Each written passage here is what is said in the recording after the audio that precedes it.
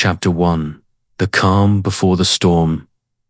Jonathan was a thoughtful man.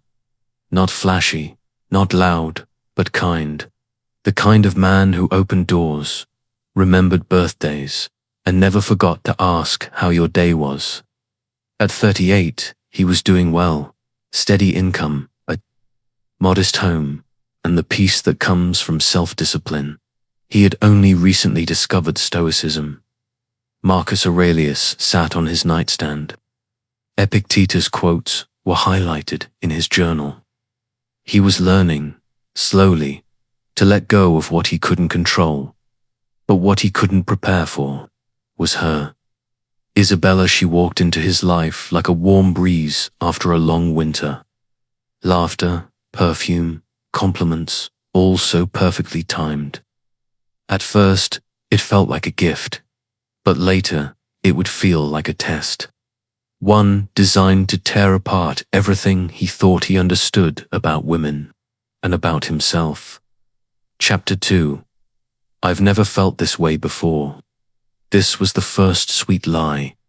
She said it one night after dinner, her eyes wide and soft. I've never felt this way before, she whispered, brushing her fingers across his hand. Jonathan believed her, because he wanted to, he thought. Maybe I'm finally being seen for who I truly am. Maybe the work I've done on myself has made me worthy of this connection. But Stoicism teaches us to question impressions. First, say to yourself what you would be, then do what you have to do. Epictetus Jonathan didn't ask himself what. This woman's actions revealed beyond her words. He didn't notice the small red flags, how she never asked about his goals, only about his resources. How she smiled sweetly, but her eyes were always calculating. Chapter 3. You're so different. From other guys, this is lie number 2. It's not always untrue, but when weaponized, it's manipulation.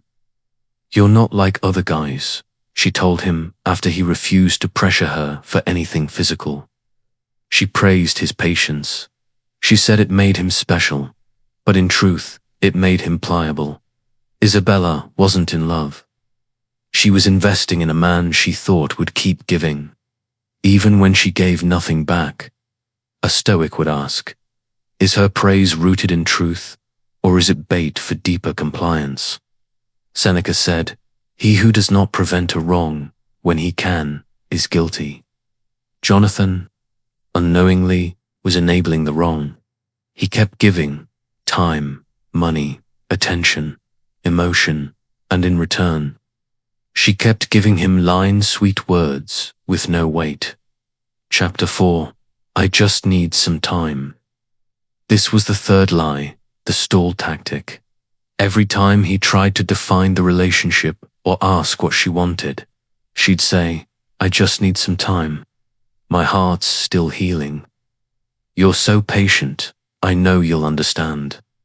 And again, he did, because he thought being patient made him noble, because he confused boundaries with pressure, because he believed that virtue meant self-sacrifice, even when the other person offered nothing in return.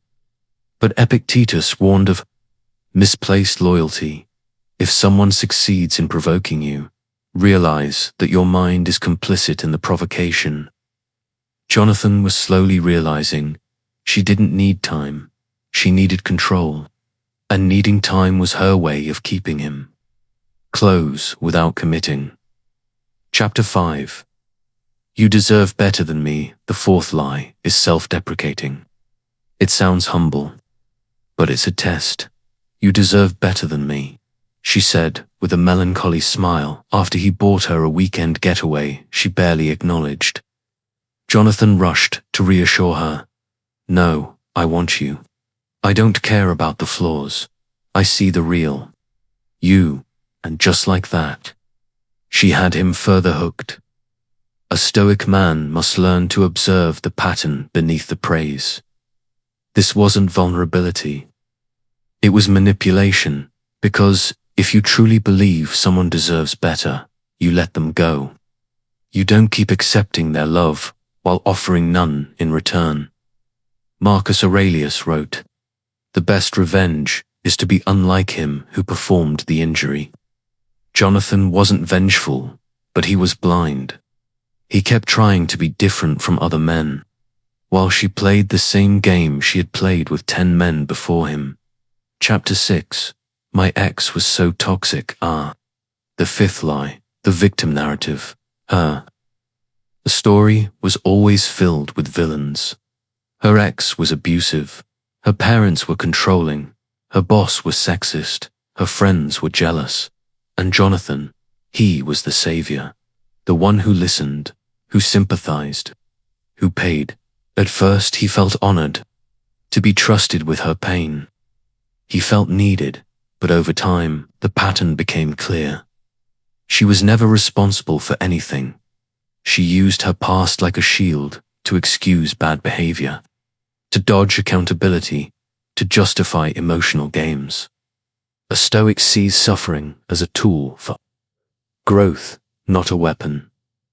Jonathan began to notice how her stories always led to the same result: him giving more, her giving less. As Seneca said, it is not the man who has too little, but the man who craves more, that is poor. She craved control, and she used her stories to keep it. Chapter 7. I'm just so confused right now. This is lie number 6. The illusion of vulnerability. She used it after he caught her flirting with another man. I'm just so confused. I don't know what I want. Please don't pressure me. Jonathan stayed. He tried to help her figure it out. He didn't realize confusion was her strategy. As long as she was figuring it out, she never had to be honest, never had to choose, never had to lose access to the benefits of his love and support. But to a Stoic, clarity is not optional, it's a duty. If it is not right, do not do it. If it is not true, do not say it. Marcus Aurelius, she wasn't confused. She was calculated. And deep down, Jonathan began to see it. Chapter 8. You're everything I've been looking for. The final and deadliest lie. She said it. After he finally pulled away, she sensed his detachment. She saw the flicker of masculine resolve. And like all manipulators, she panicked. You're everything I've ever wanted. I was just scared. Please don't go. It was the lie that pulls men back into the loop.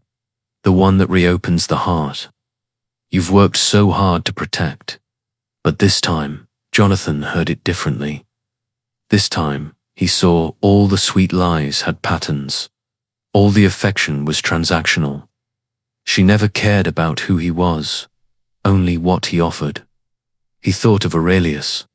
Again, you have power over your mind, not outside events. Realize this, and you will find strength. Chapter 9. The exit of a Stoic. Jonathan didn't explode. He didn't curse her out. He didn't beg.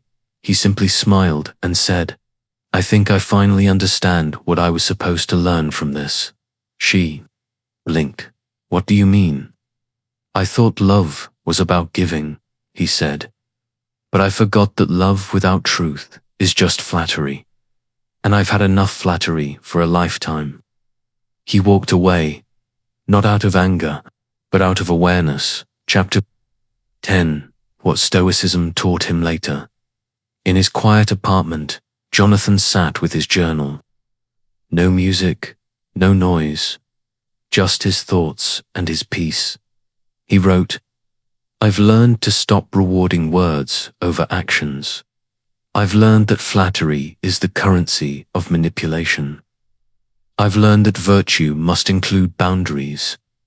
I've learned that being different from other guys means knowing when to walk away.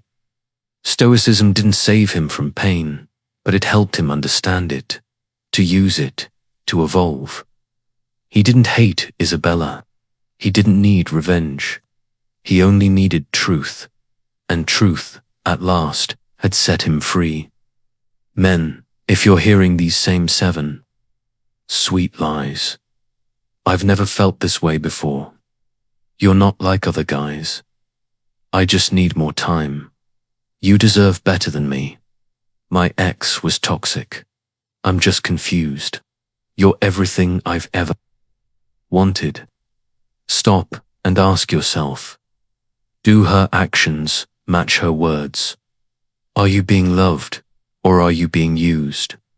A Stoic man does not chase illusions. He stands firm in what is real. He does not seek to possess, but to understand. And when love is not reciprocal, he does not beg, he lets go with dignity, because that is the strength of a man who knows himself.